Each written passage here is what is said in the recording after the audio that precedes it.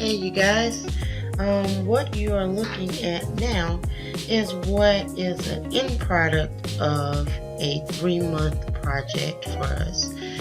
This is what we call our prayer shed, a beautiful gift to allow us to pray and get closer to God. This is our shed that gives us the opportunity to find a quiet space to connect and communicate with God. In the shed, we pray, we write, we read, or we just sometimes sit. Whatever we need to do to get our minds right and shake off all of those things that have happened during the day to get a better connection and a deeper relationship with our Father, our Heavenly Father. So in the beginning, we wanted to see if it was even feasible to add extra space to us.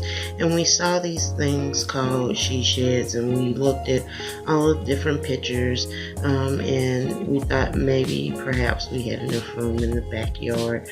So we were looking at all the different shapes and things of that nature, and we started to do our research on that, trying to find out, where to find it, how to get it, how big they come, how much they are, how much do they run. And it's very important how much they run because you have to set your budget. Setting your budget is very important in making sure that you stay on track with the project and making sure that you're not overspending, letting you know what extras you can add, what things you need to dial back, and what exactly it is that you need to do. So our research ended with going with either Home Depot or Lowe's and using some of their third-party vendors in there, and really deciding on what materials that we need to do, and various other things that go into deciding that. So some key important things to know about Lowe's and Home Depot is that they don't build a shed. They do use a third-party vendor. Make sure that you pack some patience, and I have to say that twice. Make sure that you pack some patience. In the stores, just collect the money and put the orders in for you. So make sure that any complaints or anything, you go through that third-party vendor. The next thing you need to check is your HOA. If you're living in a subdivision, are there any restrictions on having a shed in your backyard? Can you have a shed in your backyard? Should you put in a request for it? Is there anything else that you need to know? So check those bylaws before you get started. Here you will see after we have finished clearing out the area. So our HOA, everything was good, everything was fine. There was very little restrictions other than making sure it's not visible from the street and making sure that it's no larger than an 8x12. One of the restrictions that the vendor wanted us to make sure that not only did we clear out an 8x12, but we also had to clear out at least 3 feet around the perimeter and above the perimeter. So making sure that you're reading the contract and seeing what the requirements are is going to be key. So as you can see, the shed has arrived after 6 weeks of waiting because of all of the extra things that we added on there, but as you will see, the rain also came. So I'm pouting a little bit because it's raining outside, so we had to put a stop on the progress. So it's gonna be day 2 for this. So know that when you enter in on this project, you have to have patience. Sometimes I don't, but we stop God, right?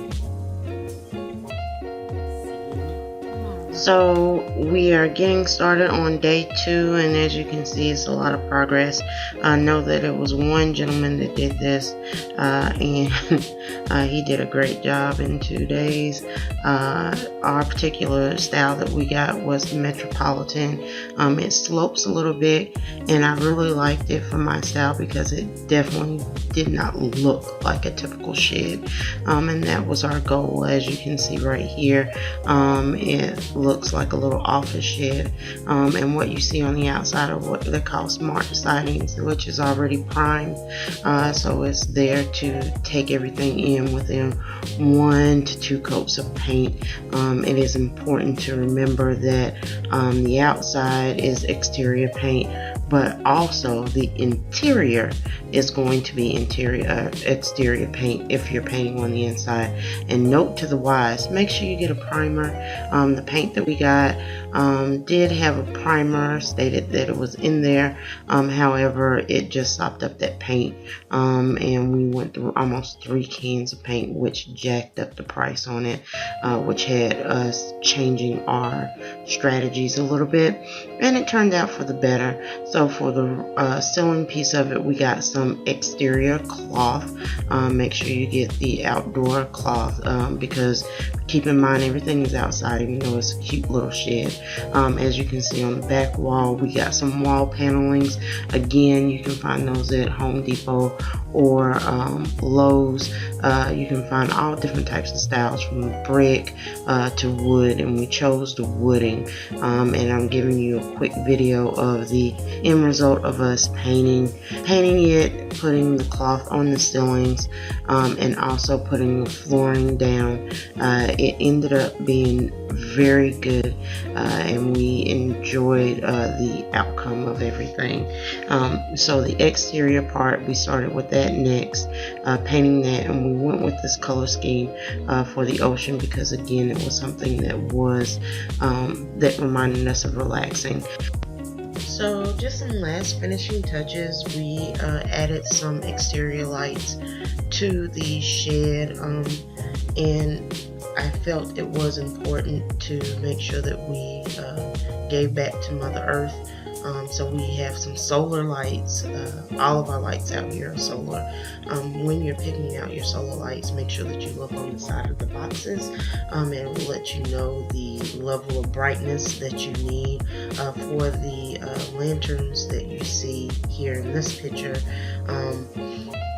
It wasn't so important that they be overly bright, but the rock down below serves 2 purposes. It serves a purpose of keeping the critters kind of away or disturbing their night, so we have it pointed down below, and also to light our way as we're walking back to the home if we're out here late at night. And then we have the one over top, as you can see, and that is a motion sensor light. All of these are solar powered, so there's no wires or any energy pulling out of there, but it's important to remember, 1, to look on the side of the box for the brightness, and 2, make sure that you're in an area where it's going to get a lot of sun so that it can charge, because it is a solar panel. And then once we did that, we're also the last little finishing touch, we're going to take some mesh to go around the bottom part of the home and make sure that we dig a trench, and put some rocks there to kind of just not allow other creatures to make this their home underneath. But the shed is completed. We have brought in some materials that were overflowing in the home. Definitely was not trying to spend a whole lot of money past the $3,000, although unfortunately we did go past the $3,000. Fortunately or unfortunately, however you want to like.